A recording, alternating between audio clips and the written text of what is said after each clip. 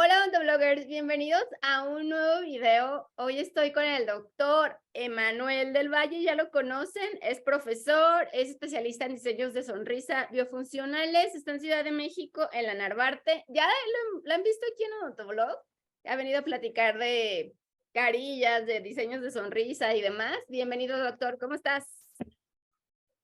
Pues muy bien y muchas gracias de nuevo por permitirme compartir con tu público que tu trabajo te ha costado. Me has ayudado también a recompartir luego varias cosas que pongo en Facebook, lo cual también a nosotros nos ha ayudado bastante. Entonces ya es como digamos, una empatía recíproca. Entonces, me da mucho gusto estar contigo aquí.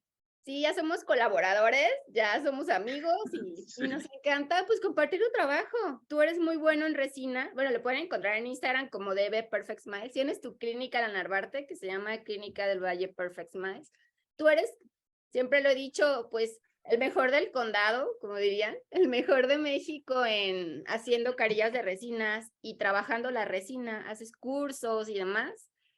Y me da gusto que estés aquí. Por eso comparto tu trabajo, porque tu trabajo es muy bueno. Haces casos clínicos y ahí los pueden ver en mi Facebook y haces cosas muy padres.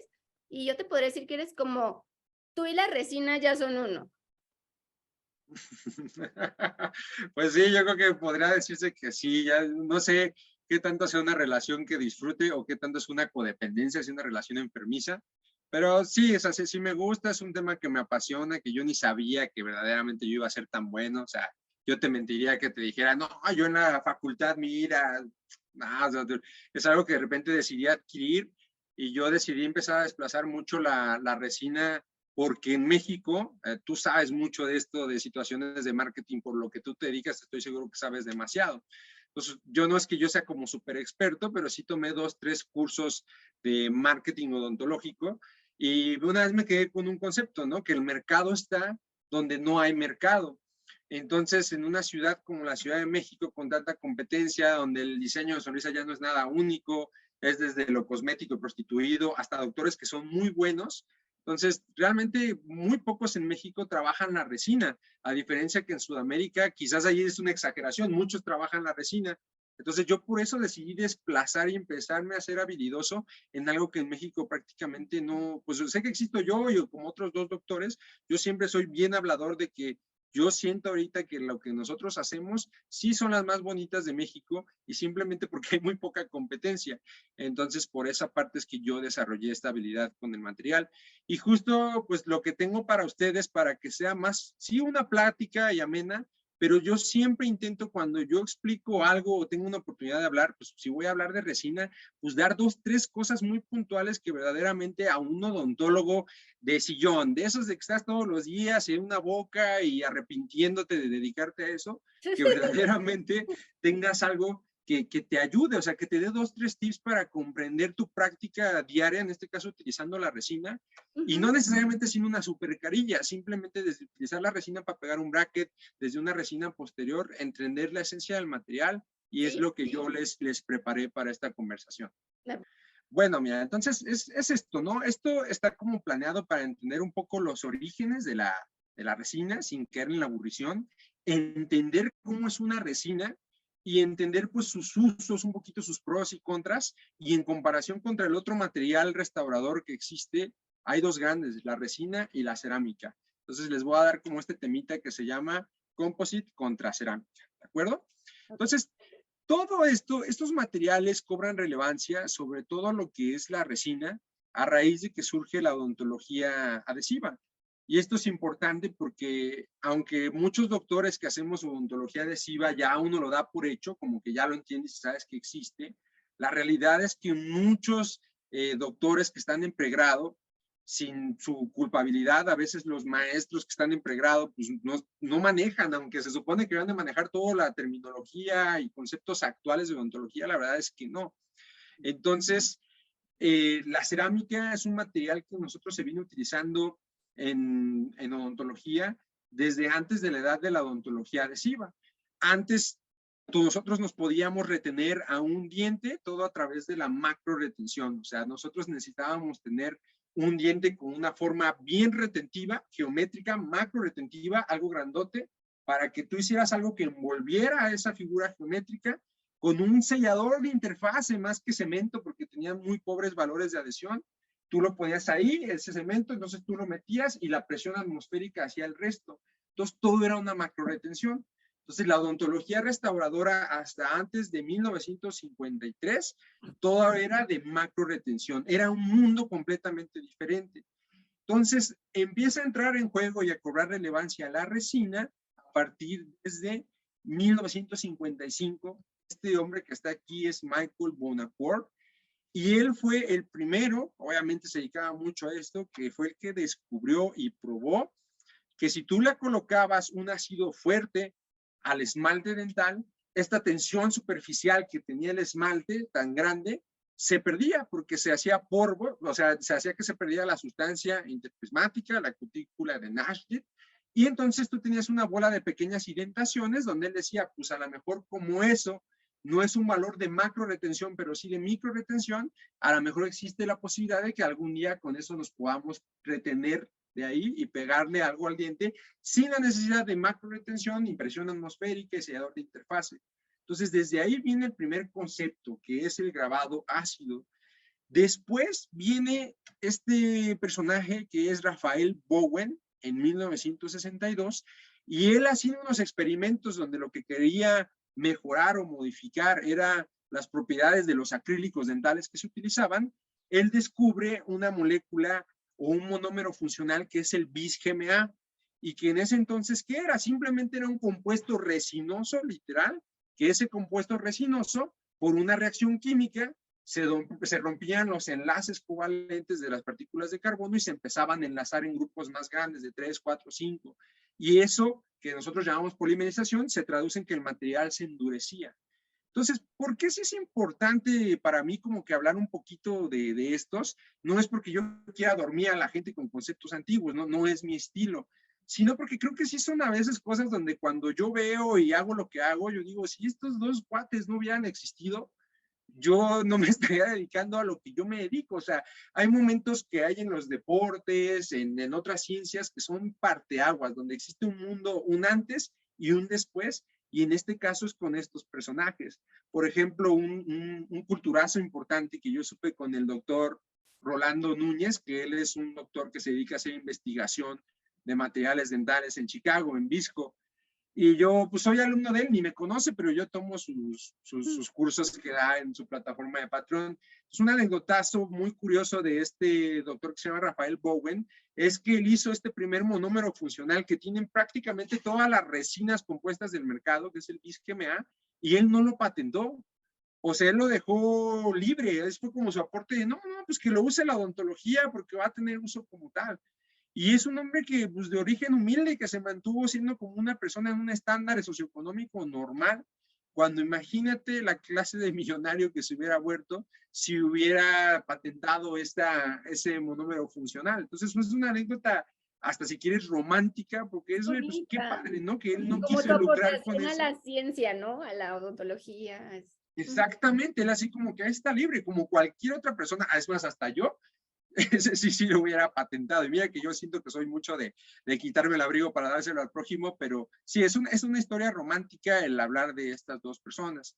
Entonces, mira, ya ahora, para entender un poquito también de las resinas, siempre, a mí me pasa siempre que yo como que siempre intento explicar las cosas que a mí no me quedan claras cuando he estado con otros maestros. Entonces, siempre se habla de muchísimas cosas, ¿no? De propiedades o de características y mnemotecnia de cuestiones físico-mecánicas. Entonces, siempre hablo, no, que resistencia a la flexión y la compresión y el módulo de elasticidad y una bola de cosas que la neta es que nosotros la leemos, a veces un fabricante te las puede decir, pero la verdad es que no estamos entendiendo nada de qué te está diciendo eso realmente. Entonces, para entender un poco las características físico-mecánicas de la resina, pues tenemos que entender el concepto como tal. Y es muy sencillo, mira. Flexión es la capacidad o la resistencia de un objeto, de un material antes de deformarse o romperse, pero en este caso flexión es qué tanto va a resistir si estos son el punto A y el punto B del material, y este es como su eje axial, en una línea perpendicular, en una carga perpendicular, ¿qué tanto va a soportar, qué tanto se va a poder flexionar de esta manera con una carga hasta que se rompa su fatiga? Ahora, compresiones, ¿qué tanto va a aguantar? Pero ahora si en su carga axial, si en su punto A hay un punto B, yo hago de esta manera, ¿qué tanta fuerza va a aguantar antes de deformarse o romperse? Luego, hay otra característica que también es importante, porque se habla mucho, que es el módulo de elasticidad. Y un módulo de elasticidad realmente es una gráfica. Y nosotros en odontología, cuando hablamos de los materiales y su módulo de elasticidad, estamos hablando de lo que se llama módulo de Young. Eso lo que te habla es un valor, pero en sentido longitudinal de los materiales. Pero ahí te va. Esto es una gráfica que puedes ver aquí, donde nosotros tenemos en una parte posicionada lo que es la tensión y en una parte lo que es la deformación. Entonces, ahí lo que quiere decir es que algo tenía ahí, pero creo que se borró. Lo que quiere decir es que tanto en estas dos aplicaciones constantes de tensión y deformación, si tenemos un material que tenga un módulo alto, quiere decir o se traduce que el material en sí es muy rígido. Si tenemos un material que su módulo de elasticidad es bajo, quiere decir que el material como tal es muy flexible. Entonces, ahorita lo vamos a ver aplicado a la cerámica y a las resinas y va a ser más entendible. Ahora, todo este tipo de cosas en odontología para medir y te dice, en flexión te aguanta tanto, en compresión te aguanta tanto, siempre nuestra unidad de medida van a ser los megapascales. También es importante porque si yo voy ahorita y compro papas, no voy a pedir papas en una unidad de megapascales. Yo lo voy a decir, oye, güey, ¿a cómo está el kilo? ¿No? O sea, casi lo que manejamos todo el mundo. Entonces, creo que es más útil traducirlo a una unidad de medida que todos ubicamos. Entonces, un megapascal, que es una unidad de medida en física y en mecánica, para medir la fuerza, un megapascal equivale más o menos a 10 gramos sobre centímetro cuadrado, ¿de acuerdo? Entonces, eso es como lo importante de entender para ya poder hablar de cuestiones físico-mecánicas y que sea entendible. Ahora, digamos como que abriendo un poquito el panorama de lo que nosotros entendemos, y es la realidad, para mí era mi realidad también hace unos 3 años, yo lo que quería poner de mis restauraciones en la boca, pues eran cosas que quedaran ahí, que pegaran, que no se cayeran y que no se rompieran. La verdad es como la odontología se manejó por años, ¿no? Entonces, ¿qué ha sucedido? De unos tiempos hacia acá, se busca hacer restauraciones que repliquen los comportamientos físico-mecánicos que tiene el diente como tal. Porque la idea que tiene de un diente, tanto un paciente como un odontólogo general, pues es muy similar. La verdad es que si yo tengo un diente en la mano, digo, pues la neta es que esto está bien duro. O sea, yo lo veo pues como que duro y como que esto sirve para moler y ahí está. Pero el comportamiento de su dureza tiene ciertas situaciones internas que sí son importantes también explicar de manera simple. Entonces, tú tienes que, digamos, el comportamiento ya en cuanto a ese tejido duro de un diente, nosotros tenemos dos componentes principales. Uno que es el esmalte y otro que es la dentina. Entonces, el esmalte es algo que es 99% mineral y es un cristal. ¿De qué está hecho? De cristales de hidroxiapatita. Entonces, si yo te enseño esto y te enseño un pedazo de esmalte, hasta de tocarlo, la similitud es demasiada, porque prácticamente mientras esto es un cristal donde el componente principal es sílice, nosotros teníamos un cristal donde el componente principal es hidroxiapatita. Entonces, si yo dejo caer esto ahorita al suelo, tú vas a ver que azota y se va a romper por muy gruesa que esté mi loseta. Pero el esmalte del diente, que en este caso estoy simulando mi diente, tiene un material abajo que es la dentina. Y la dentina se comporta como entre azul y medias noches. Es un material que es entre flexible y entre rígido, pero completamente es un material que es muchísimo más flexible que el esmalte. Entonces, es una conjunción, digamos, es un conjunto de elementos que depende de lo que tú creas o los que vayan a ver este video, lo que crean, que no sabemos si lo hizo Dios, la evolución, lo que sea, pero es un comportamiento perfecto porque tienes materiales sumamente diferentes, un cristal que es muy frágil, que tiene una buena resistencia de compresión, pero que cualquier movimiento pesado lo va a fracturar, en contacto con un material que asemeja más a la flexibilidad.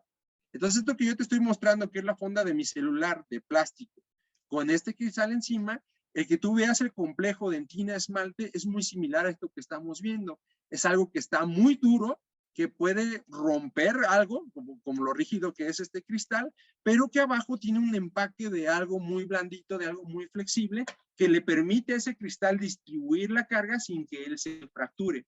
Entonces, es importante de entender porque hoy en día el buscar la utilización de un material, ya sea una resina o una cerámica, sí debe ser como en tu posibilidad clínica. Obviamente, si un paciente te dice, oye, pues yo te pago una carilla de resina, una de cerámica, dices, sí, es una necesidad de elección lo que el cliente puede pagar, pero también existe la necesidad clínica de, dependiendo del sustrato en el que tú vayas a trabajar, es decir, si es un diente que tiene mucha dentina expuesta o un diente que tiene el esmalte completito, pues, ¿qué de los materiales restauradores sería más compatible con esto?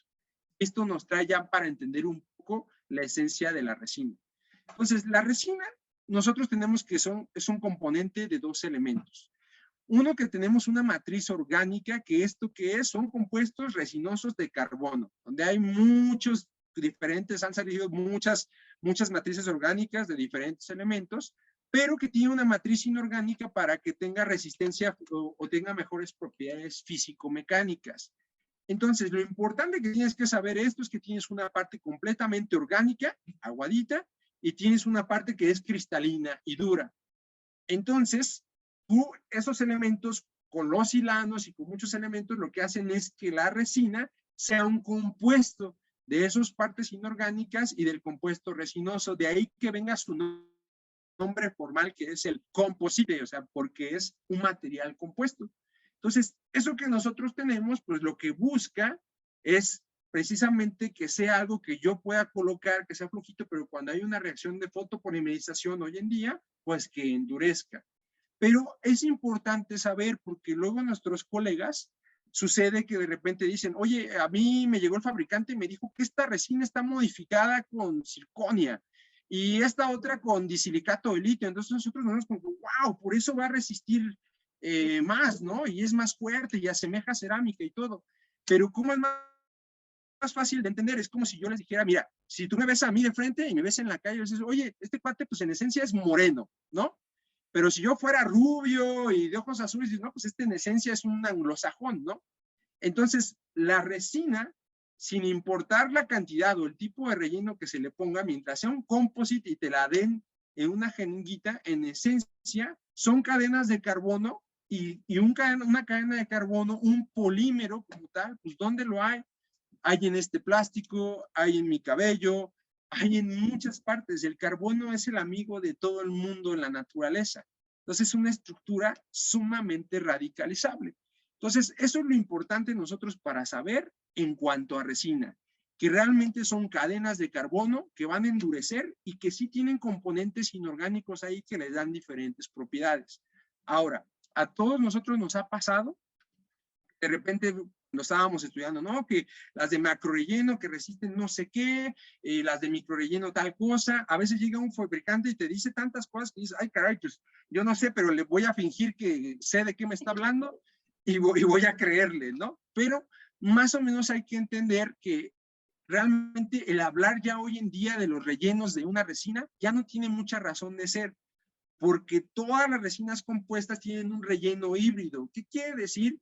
Que tienen partículas más grandes, partículas más pequeñas y tienen diferente combinación de vidrio de bario, de sílice, de cuarzo, de fluoruro de tibio, de muchos componentes que cada casa comercial le pone para mejorar sus propiedades físico-mecánicas y para el resultado que si es en el sector anterior para que también la puedas pulir, pero que si está en el sector posterior pues que resista carga. Para todo ese tipo de situaciones es que está la parte de lo del relleno. Entonces, hoy en día todas tienen un relleno híbrido y se acabó esta parte de que esta la puedo usar en el sector anterior, pero en el sector posterior no. Realmente todas las resinas ya no existe esta parte de que tú tengas que seleccionar una u otra para trabajarla indiferentemente en un sector de la boca o no, dependiendo su carga. Entonces, en eso hoy en día no hay tanta importancia, pero ahí te va. También tenemos que hablar un poquito del otro material restaurador, que es la cerámica. La cerámica que te digo desde hace mucho tiempo se viene utilizando. Entonces, mientras yo tengo que la resina se va a parecer a la funda de mi celular, es más flexible, está hecha de polímero, reforzado, bla, bla, bla, todo eso. Yo tengo un material que es la cerámica que nosotros utilizamos en odontología que se va a parecer más ¿a quién?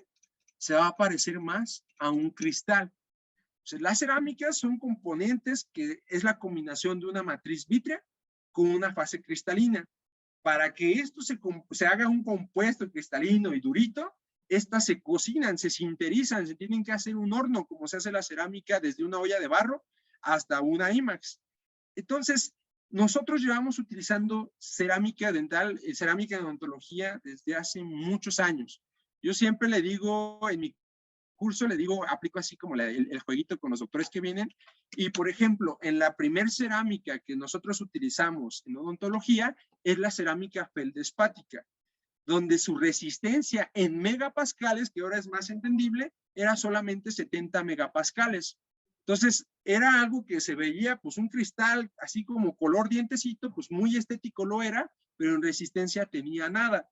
Entonces yo siempre le pregunto a los doctores, oigan, ¿alguno de ustedes ha puesto una cerámica feldespática en alguna vez de su carrera? Y pues todos se quedan de, no, la verdad es que no, nadie lo ha puesto.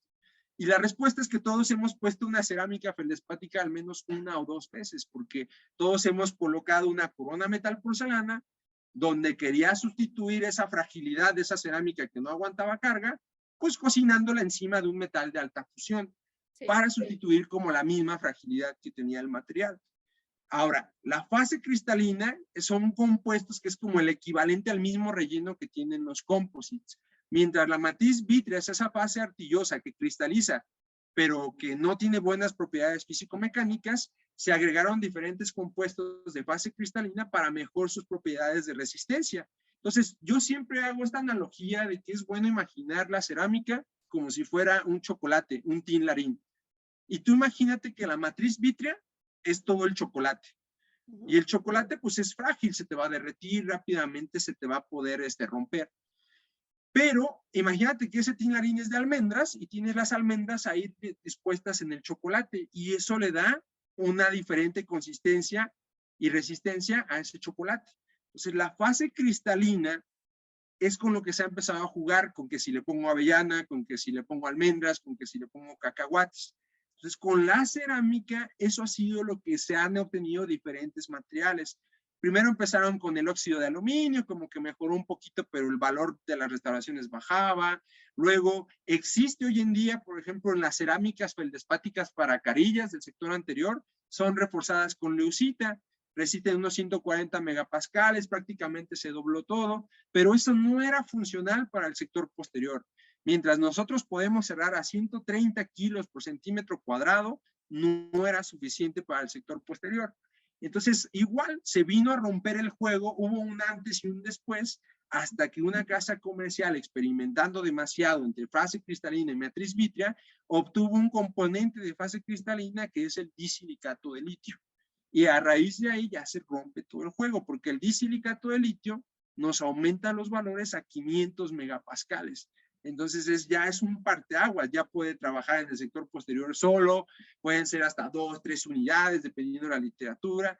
Ya de ahí vienen las circonias y muchas cosas. Pero lo importante para entender lo que es la cerámica es que se asemeja más a lo que es un cristal y uno lo tienes que tener en la cabeza esa parte para entender cómo funciona con el diente. Entonces, fíjate, te voy a enseñar esta tablita, la explico muy bien para que ya, digamos, sea como que mi aporte a tu público, para que el odontólogo lo pueda ver, lo pueda comprender y puedan tener un poquito más la esencia de que hoy en día ya no nos interesa tanto que un material pegue. Con un correcto protocolo adhesivo de que va a pegar, pero intentar hacer parejas compatibles. Yo te podría decir a ti, oye doctora, ¿cómo te gusta un hombre, no? Y a lo mejor tú me dices, no, pues a mí me gusta, no sé, morenos y altos, no sé qué. Y a lo mejor yo llego contigo y te digo, muy súper bien, pero mira, te traje un chaparrito y de pelo chinito. O sea, justo lo que tú me dijiste que no te gusta. Y ahora te digo, agárralo de la mano, cásense y váyanse a vivir juntos para siempre. Entonces, bueno, a lo mejor la unión va a estar porque se casaron, porque tuvieron un hijo quizás, pero de que se aman, de que son completamente compatibles, de que son el uno para el otro, pues no. Entonces, en ese ejemplo sencillo es lo mismo que nosotros tenemos que intentar hacer en la odontología Como restauradora. unión forzada y unión ideal, ¿no? Exactamente, por eso hay restauraciones que son más compatibles y sobre todo que alcanzan más longevidad que otras. Entonces, ahí te va, mira, en flexión, que ahora entendemos con la flexión que qué es, ¿cuánto va a resistir esta mica de celular si yo aplico una fuerza que sea perpendicular a sus extremos, ¿no? Entonces, nosotros tenemos que el composite tiene un porcentaje bajo, por eso quiere decir que se puede deformar bastante sin que se rompa. En la cerámica el módulo es más alto, pero quiere decir que tú haces esto e inmediatamente va a llegar no a deformarse, sino a romperse, a propagarse una fractura. En compresión, el composite, si yo lo hago de extremo a extremo y lo comprimo de esta manera, tiene una menor resistencia que la cerámica. La cerámica es muy buena en cuestiones de compresión, lo fractura por ciento, lo doblega por cientos. Ahora, ahí te va este de acá, que sí es muy importante. El módulo de elasticidad, ¿te acuerdas lo que te platiqué? Es de qué tan rígido es un material o no. Si nosotros vemos en el composite, es de 16 gigapascales. Si vemos de la cerámica, es de 95 gigapascales. Entonces, eso nos quiere decir que el composite va a ser más flexible y que la cerámica va a ser más rígido. ¿Y por qué aquí es importante? Porque si nosotros vemos que en estadística, en promedio, el módulo de elasticidad del esmalte es de 80 gigapascales y el de la dentina es de 14 gigapascales, entonces aquí ya podemos ver cómo va siendo más match uno que otro. Evidentemente, la cerámica adherida al esmalte va a ser un mejor match porque son características más similares.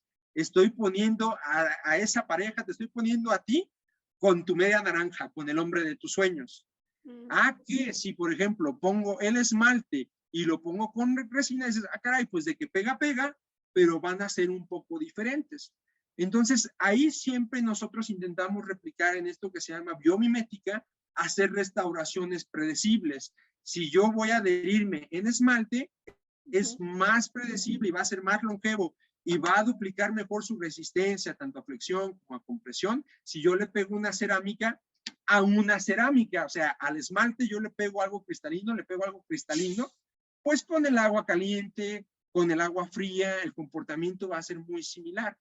A que si yo tengo algo que es el esmalte, un cristal, y yo le pego algo que es muy flexible, entonces va a ser como de, oh, espérate, yo no me comporto de la misma manera y va a ser muy difícil que se adapten. Entonces, ¿eso qué quiere decir? Que no voy a utilizar una resina en el esmalte, pues si no funcionara, pues yo no lo haría, ¿no? Que es algo que yo hago muy seguido. Pero sí se trata, por ejemplo, en este caso, de la diferencia que hay entre los materiales en sus características físico-mecánicas, quien te va a dar un buen aguante o una buena resistencia, esa unión entre dos materiales que no tienen las mismas características físico-mecánicas, quien te hace eso es el bonding. Que el bonding, imagínate que es, en el caso de que si estamos hablando que es esmalte con resina, imagínate que el bonding es ese matrimonio que tuvo un hijo y que ahora ya no se pueden divorciar. Entonces, es exactamente lo mismo. Es algo que si tú haces un buen protocolo de bondeo, pues lo que te interesa es que esa estructura, pese a sus diferencias, se mantengan unidos.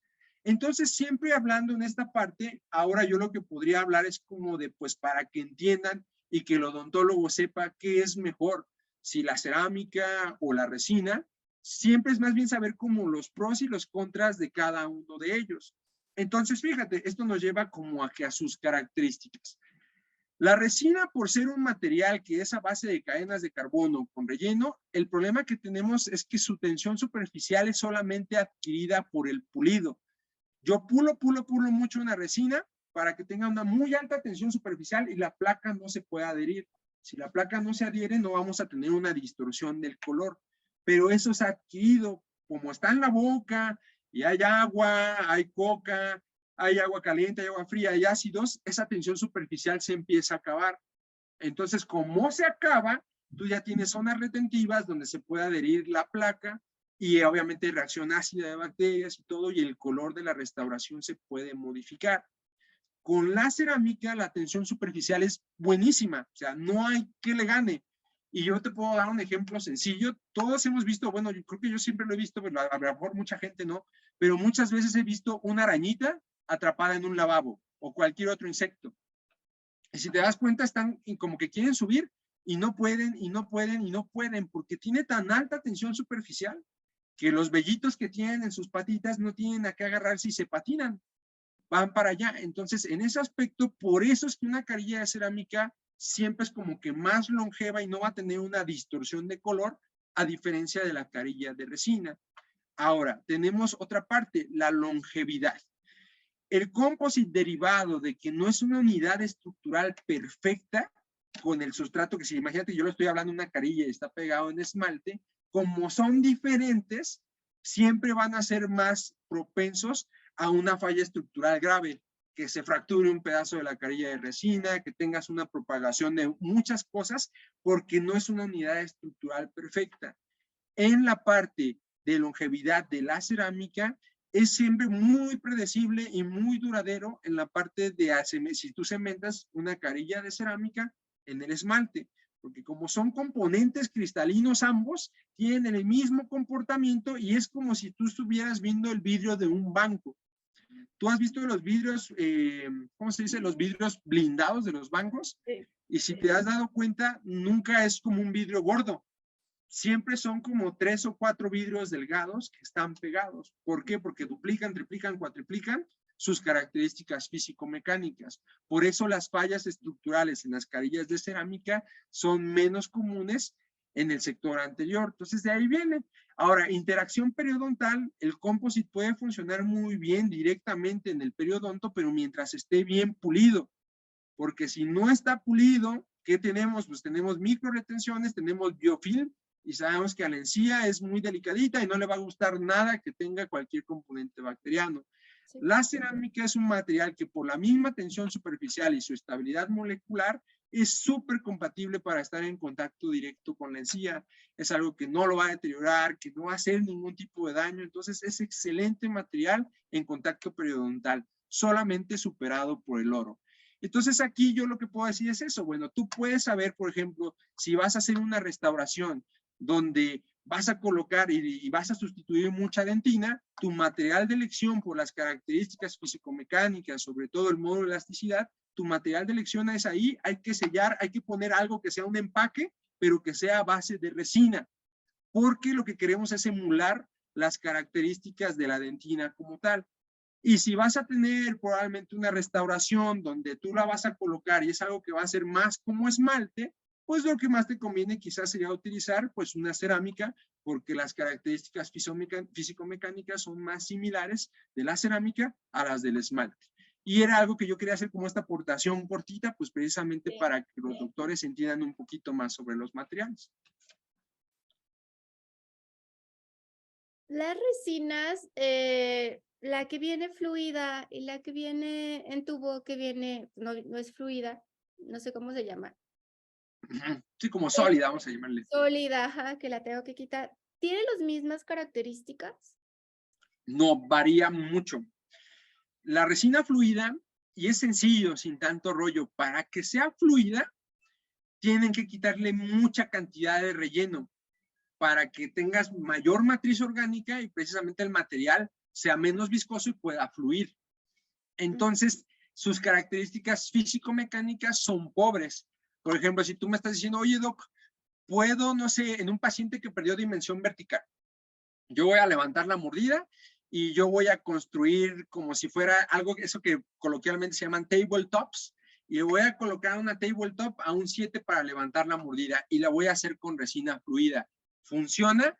Probablemente en una característica como provisional te va a funcionar bien, porque va a aguantar un rato, pero tarde que temprano se va a fracturar, o se va a romper, o se va a descementar, o lo que sea, porque sus propiedades físico-mecánicas no son tan buenas como una resina sólida, que es tan sólida, es tan viscosa, que tiene unas buenas proporciones de relleno, lo cual te permite precisamente que sus propiedades físico-mecánicas pues sean mayores. Por eso hoy en día, si ves, está mucho la tendencia de los doctores que hacen odontología biomimética, que están cementando cualquier incrustación, lo hacen con resina precalentada, le llaman. ¿Qué es eso? Tú tomas determinado tipo de resinas, son las que para artículos, para la odontología basada en evidencia, hay determinadas marcas de resinas que si tú las calientas, pues obviamente, ¿qué es lo que va a pasar? eso que está muy viscoso, muy compacto, se vuelve más fluido. Entonces, si tú la calientas, lo que haces es a la hora que cementas una restauración, pues tienes una interfase, tu cemento es una resina con muy buenas propiedades físico-mecánicas, que obviamente eso te va a dar pues mayor predictibilidad a lo que sea que estás adhiriendo, pues que dure más tiempo con los años. Porque si tú ves, por ejemplo, una resina compacta, una resina sólida contra una resina fluida, y le haces pruebas de laboratorio de abrasión, de varios ciclos, y eso, y vas a ver que la que se deteriora primero, pues por supuesto que es la fluida. ¿Y tú en tu Entonces, de ahí viene la consultorio? diferencia. Ok, ¿Mande? en tu consultorio la fluida, ¿en qué casos la usas? Pues yo la utilizo mucho. Fíjate que yo siempre siento que la resina fluida es como el material más subestimado que tenemos hoy en día en odontología, porque sirve para todo, sirve para poner topes de ortodoncia, sirve para amarrar un arco de ortodoncia, sirve para hacer un provisional posterior, un provisional anterior, sirve para todo, pero yo te podría decir que netamente en la técnica de carillas de resina que yo hago, la capa más superficial, que es el esmalte, yo la inyecto. Entonces, con eso yo ya tengo mucho control sobre la anatomía primaria del diente, es decir, que el diente ya parezca como un central, ¿no? Entonces, con eso es, digamos, como que me ayuda a disminuir el tiempo de cómo hacer una carilla de resina directa. Entonces la utilizo, pero va a poder decir, oye, doctor, pero si tiene propiedades físico-mecánicas no muy buenas, ¿por qué yo la estoy utilizando? Yo siempre digo, pues mientras sepas las reglas del juego, pues tú puedes explotar el juego a tu favor. Si yo la estoy colocando en un diente del sector anterior superior y en la cara vestibular, es una zona que en cuanto a carga va a tener cero carga. No va a pasar nada. Luego, toda la porción palatina, donde está la guía incisiva y todo eso, yo todo eso ya lo construí en resina sólida, de diferentes consistencias, diferentes efectos, todo. Entonces, físico-mecánicamente son carillas que van a resistir muy bien, pero ¿cuál es la verdad? Que si yo estoy colocando esa parte, pues la cara vestibular de una carilla es lo que más se va a ver. Entonces, como tienen menor cantidad de relleno, número uno, lo que yo intento es utilizar pues la mejor, digamos como que la resina fluida que tiene mayor alta o mayor cantidad de relleno. Por ejemplo, la de 3M, a mí me encanta, esa es espectacular, está como que hace así, la puedes hacer como Kiss de Hershey's, porque Me tiene una gusta, muy sí. alta cantidad de relleno y es muy buena. La Z350, la Fitex Supreme, esto es independientemente de cualquier gusto y cualquier casa comercial, es la mejor, son los reyes de la resina, o sea, 3M, la resina con mejores propiedades físico-mecánicas a nivel Y se mundial. queda como un kiss, ajá, se queda como con mucha consistencia. Y hay otras muy fluidas que se te van, Exactamente, que son entonces muy líquidas. eso no me interesa. Entonces, lo único que yo hago es que mientras si yo terminara mi capa más superficial con una resina sólida, yo probablemente yo podría estar haciendo mi protocolo de mantenimiento, que es volver a pulir esa carilla de resina para renovar la tensión superficial. Si fuera una resina sólida, pues cada año y medio, cada 2 años estaría bien. Yo como sé que mi capa superficial tiene una menor cantidad de relleno, yo lo que hago es acortar mis periodos de mantenimiento, 6 meses y al año, y con eso hasta ahorita no tengo ningún problema. Es como un experimento informal, digamos, porque yo tengo ahí ya varios casos, están viniendo a su mantenimiento y ni se rompe, ni ha cambiado de color, ni nada. El juego para cualquier dentista, para que tu resina dure, para que una resina rompamos ese esquema o esa visión de que una resina te va a durar 3 años, 4 años, que se mantiene así, mientras tú hagas un buen protocolo adhesivo y la estés puliendo, con eso tu resina siempre se va a mantener longeva. Y eso obviamente te incluye que si tu paciente viene a limpieza y tiene unas resinas en posterior, también te la vas a tener que pulir de nuevo, o sea, volverlas a pulir para renovar esa tensión superficial y recuperar las propiedades físico-mecánicas de esa resina. Pulirlas, yo puedo posterior, si me llega mi paciente con piedras. No, Yo creo que está bien. Mira, depende. O sea, una piedra te puede servir bien como un primer paso, sobre todo si ya hay una zona que esté pigmentada y todo. Pero el problema que yo le veo a una piedra es que yo diría ni muy, muy, ni tan, tan. Una piedra puede ser muy abrasiva y a lo mejor, a menos que tengas un motor eléctrico y a baja revolución, lo puedes controlar para que no se lleve de más. Pero como puede ser muy abrasivo, yo lo que más te recomiendo es copas o discos o cualquier cosa, pero que tú tengas un sistema que te dé, tienes una copa o un disco de grano grueso, uno grano mediano y uno grano fino. Y con eso normalmente tú le puedes dar con toda la seguridad de que lo estás puliendo y que tampoco se está llevando tanto de la resina como no te interesaría. Lo que nos interesa es perder micras. En cada pulido lo que yo hago es que esa parte que ya se contaminó, esa parte que se cayó el relleno y que ya está contaminada, por eso literal lo que hace uno es llevársela. Entonces es poquito para volver a sacar a flote resina donde tienes una buena cantidad de relleno otra vez que estaba allá atrás. Pero de repente una piedra, okay. Y la piedra se la lleva. La siento adhesión que es mucho, podría ser. tú lo que más haces es carillas. La adhesión, usas un muy buen adhesivo, una muy buena técnica de adhesión y también lo haces por capas, ¿no? Dependiendo. Mira, vamos a dejar aquí cosas útiles. Obviamente es una plática kilométrica esto, pero te voy a mostrar aquí. Vamos a ir como al protocolo como tal. A los dentistas nos gusta tener la receta. Te va. Es que es toda una, se puede hablar horas de esto, ¿no? Sí. Pero aquí está, ahí está el protocolo y ahí se va y más o menos lo explico. Y estos son protocolos que yo utilizo. Y es lo mismo, tú puedes tener 1000 marcas de bonding y todo, pero si sabes cómo son las reglas del juego, tú lo haces a tu favor. Yo te puedo dar un ejemplo, por ejemplo, en ortodoncia. Hay muchos doctores que te dicen, no, es que yo hago Roth y yo hago Damon y no sé qué. Realmente todo va a sonar correcto. O sea, mientras sepas los principios de biomecánica y dar correcto, puedes utilizar el bracket que sea, cada uno con sus pros y sus contras hacia su mecánica. Pues con el bonding, si uno comprende las características del sustrato, es más fácil entenderlo. Entonces, fíjate, si yo trabajo en el esmalte, primero, siempre intento yo hacer un arenado. Con un arenador que cualquier odontólogo, hay uno que venden que se llama BioArt, que te avienta óxido de aluminio, pero en seco. Ahora, si bien dices, doctor, pues yo no tengo un arenador, pero quiero empezar a hacer este protocolo. Lo que yo utilizo es Ajax Bicloro, que ahí tienes los dos componentes que te interesan. Tienes piedra pómez que hace abrasión y tienes cloro que desproteiniza toda la placa que puedas tener ahí.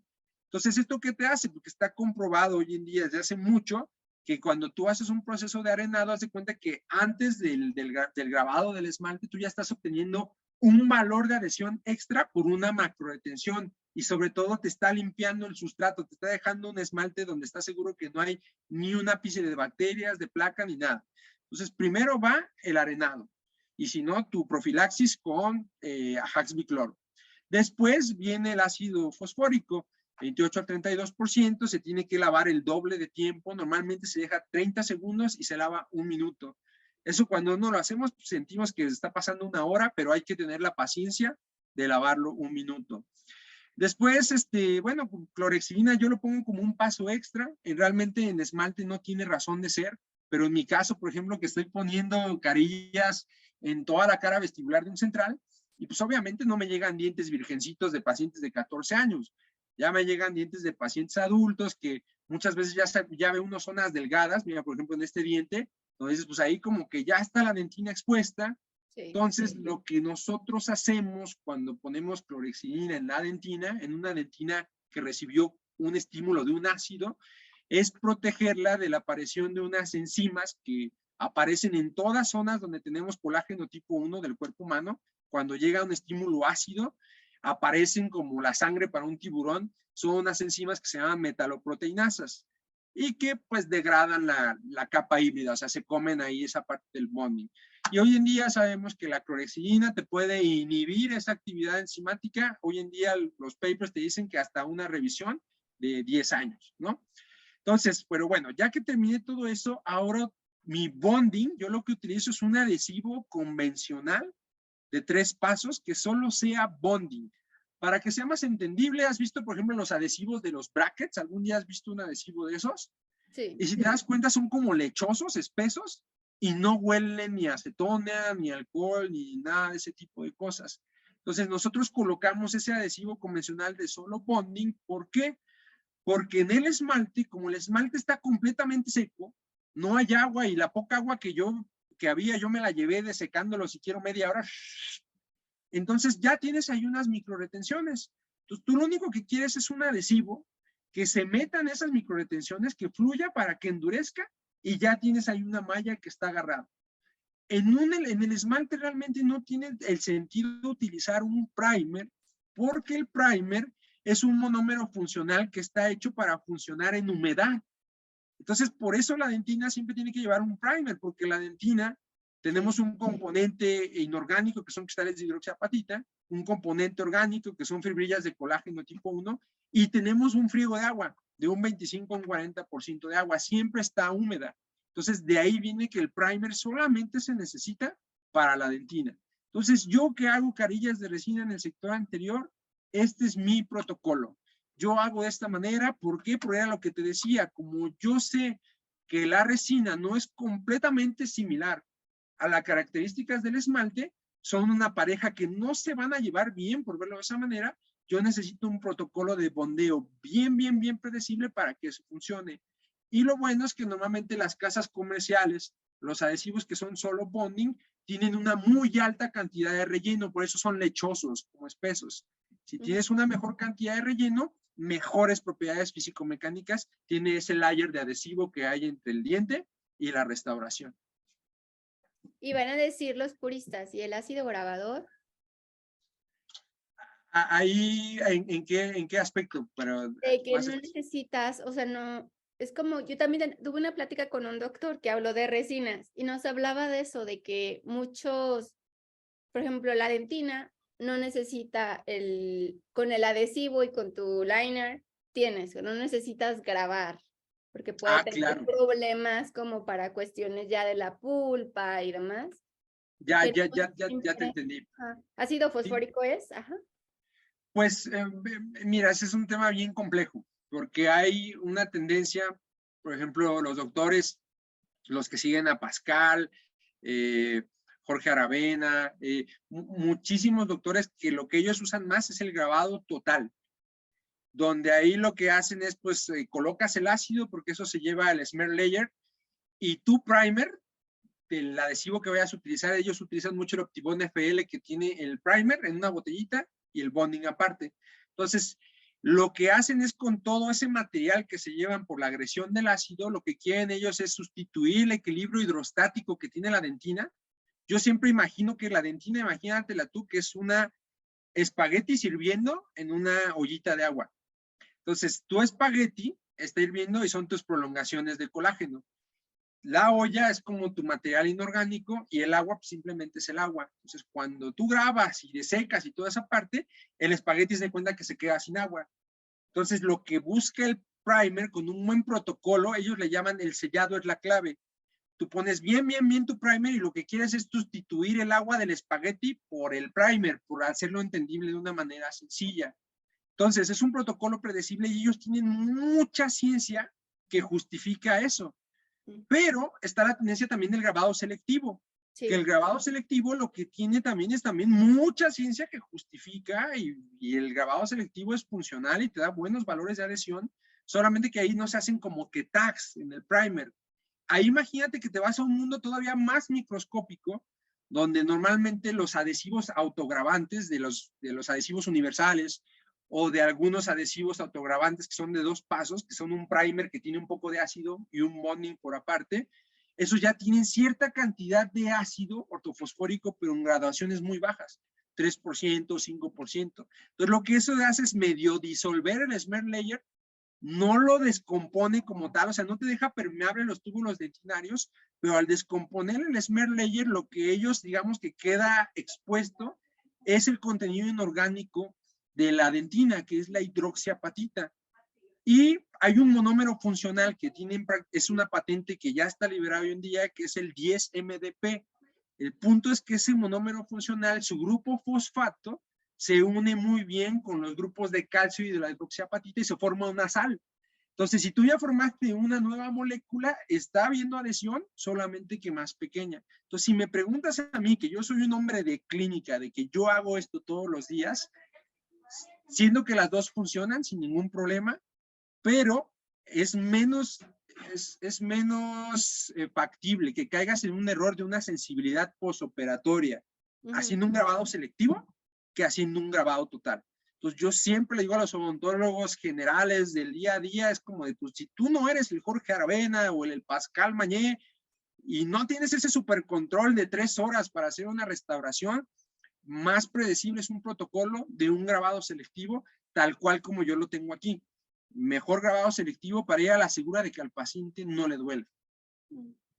Sí, sí se evita lo que es la sensibilidad posoperatoria que siempre nos persigue con las resinas, pero que se Así puede es. prevenir, que se puede prevenir. Pues sí, espero digo, que haya sido como más entendible con el rollo de lo del espagueti y eso, Sí. pero a mí siempre me gusta que todo sea, sí, conciencia, pero sencillo, o sea, de manera que uno puedas identificarlo en tu día a día.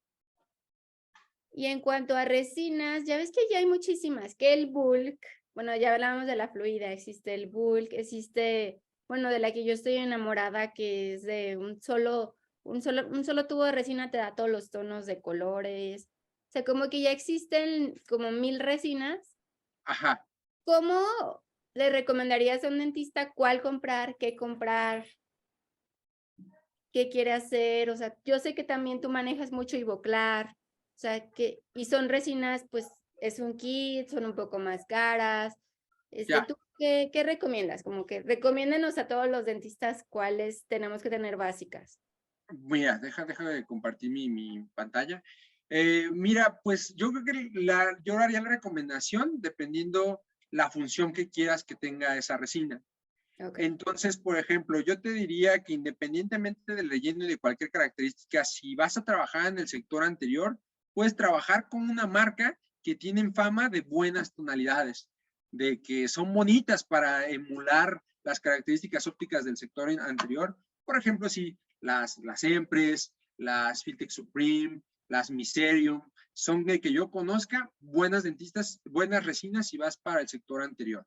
Sí. Por ejemplo, si vas para el sector posterior, yo de ahí soy de los primeros, hasta los mismos casos Quiere que subo cámara, del sector aquí va a posterior. salir mi perrito. Ah, caray, ah, caray. ¡Sale el doctor! Ya Es lo la conocí. mascota oficial de De Odontoblog, Odontoblog. sí. Ahí salen todas las historias. Sí, está muy bonito. No lo sé que es buena onda, ¿verdad? Sí, ya está viejito, pero es lindo. Y nomás Ah, quiere estar de paseo. Dice, ya quiero ya lo vi, hasta para que sus termine. canitas, se ve bien tierno. Sí, Sí. sí, Para el para, sector, son las anteriores más artísticas, que quiero mezclar varios tonos, ¿no? sí, pues digo, las empresas ahí son buenas, Miserium, las Filtech Supreme. Ahí lo importante sería tener bien la selección de, por ejemplo, necesitas para lo que te va a quedar al fondo de tu efecto, necesitas algo con mayor opacidad, o sea, que una resina que no sea transparente. Entonces sí necesitas nada más ahí como que tu set de dentina y tu esmalte que va a ser más translúcido y tus efectos, o sea, necesitas tener una combinación de eso para recrear algo bonito como un diente en el sector anterior. Y para Para el posterior, sector posterior, yo ahí hablaría en función de qué tan profunda es tu cavidad y el tipo de restauración. Por ejemplo, si vas a hacer una clase 1 normal, ahí sin problema, tú ponle una resina de la que sea, de las que digan body, o de esas que tú me estás diciendo que es de un solo. Exactamente. Ahorita voy con lo de las bull, porque esas tienen otras características. Pero ahí tú le puedes poner cualquiera que diga body, porque lo que te quiere es que más o menos el color que tú vas a utilizar se va a mimetizar fácilmente con el resto del diente. Hay muchos doctores que hacen ahí como que colocan 3 masas y masa de dentina, y la verdad a mí para el sector posterior echarle tantas ganas, ahí sí se me hace un poco más crema de lo que realmente nos da de utilidad. Entonces ahí es indiferente, pero justo esto que tú estás mencionando de las bulk, las bulk son resinas que están diseñadas como para cavidades donde tu piso está muy profundo. ¿Por qué? Lo que traen las bulk son monómeros preenlazados en grupos de 3 o 4 de set de carbono, porque lo que quieren es compensar la falta de polimerización, porque una vez que tú tienes la luz a más de 4 milímetros de distancia de lo que quieres que se polimerice, tú estás perdiendo un grado de conversión hasta del 60%. Entonces tú vas a ver que el material un poco más endurece. transparente, ¿no? Para que pueda llegar la luz.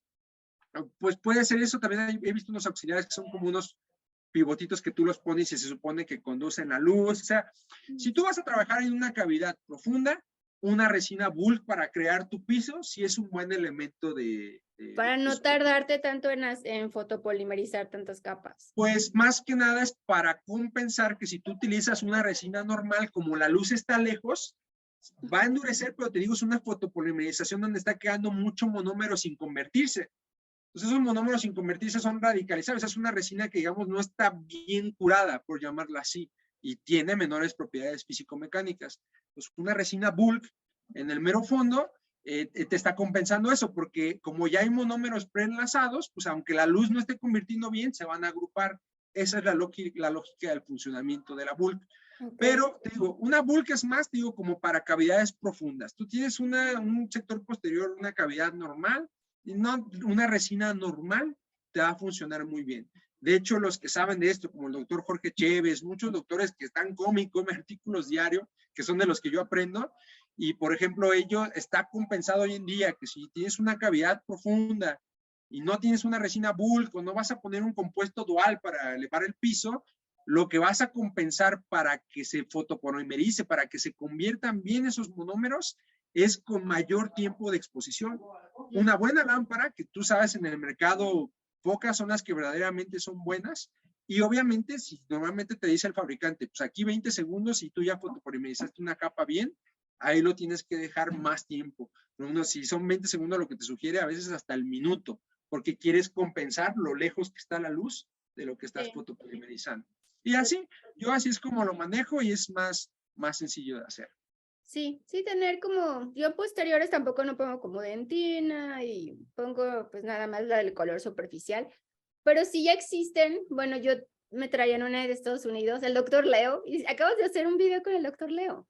Ajá. Márquez de Odonto Academy. Ah, sí, yo acabo de hacer un video con él. Es sí, muy cierto. amigo mío, ajá, me dijo, acabo de hacer el video con el doctor. Él me trae una resina la Omicroma, que es un solo color, como que se lo puedes poner a todas las cavidades y te da desde 1 a 1 hasta 4, hasta colores muy amarillos, colores, y sin tener que tener tantos tubos de resina. De hecho, va a sacar uno Seiko. Bueno, nosotros que nos patrocina a ti y a mí, que nos patrocina Seiko, va a sacar una parecida así que sí, de hecho, creo que a nosotros ya nos dieron una muestra, pero no se me olvidó el nombre, y es lo mismo.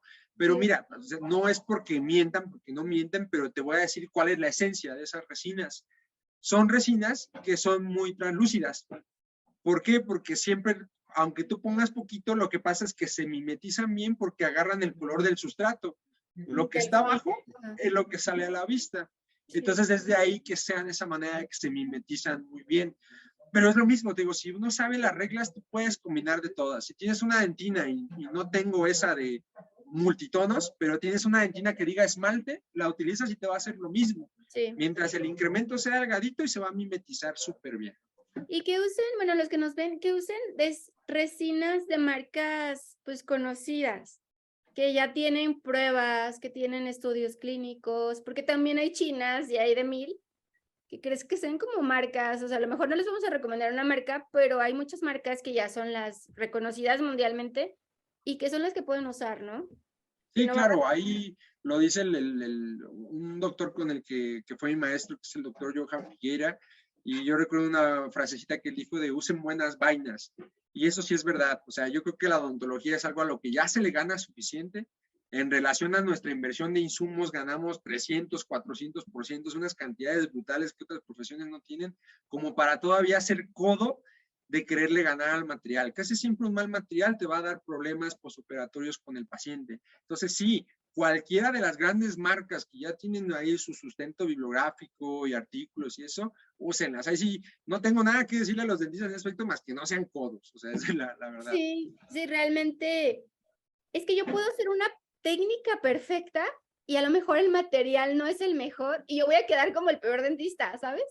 Aunque mi conocimiento y todo me falló el material y yo soy la que va el paciente, yo voy a dar la cara y va a ser, ok, yo hice la mejor técnica, pero no usé el mejor material, ahí le fallo al paciente y pues a las recomendaciones a fin de cuentas. Sí, no, y no es ético. Pues bueno, pues, ¿qué te pareció nuestra conversación? Espero que haya sido productiva y no aburrida. Traías muchos temas, doctor, pero sí es como que demasiada teoría. No queremos enfadarlos, pero sí nos diste muchas capsulitas, mucha información que le va a servir a todos los odontólogos que nos ven, a todos los estudiantes, a todos los de práctica diaria, como tú dices, los del sillón, los que estamos ahí. Sí. Nos va a servir muchísimo. Agradezco tu tiempo, que te sigan en Instagram y en Facebook. De todas formas, Voy a tratar de subir este video a YouTube, a Facebook, a Instagram, que todos lo vean y aprendamos un poquito pues, la diferencia de cerámica. Es que sabiendo las bases, sabemos cómo actuar. Sabemos qué hacer Exactamente. con el paciente enfrente, como tú dices, ya con todo ese conocimiento. Ah, ok, va mejor esto, va mejor esto, le ofrezco esto y esto le va a funcionar mejor, ya con esas bases pues, científicas que nos diste. Ujú. Sí, exactamente. Esa es siempre como que mi tirada. Si Sí. sabes cómo jugar con tus elementos, ya no es necesario de que, ay, no tengo este material y ya no puedo hacer nada. O sea, ahí tienes otro material que tiene las mismas características y lo puedes utilizar. Entonces, siempre lo que yo intento. A veces puede ser como un poco tedioso aprender de esto, pero yo sí siento que como dentista, y no importa la especialidad, si eres lo que sea, sí necesitas saber un poco al respecto de todos los materiales restauradores y de adhesión hoy en día, ¿no? Sí, agradezco mucho tu tiempo como siempre y que te vamos a poner aquí el trailer de tus cursos. Ya cerraste cursos este año, pero el siguiente año ya tienes todos los del 2024.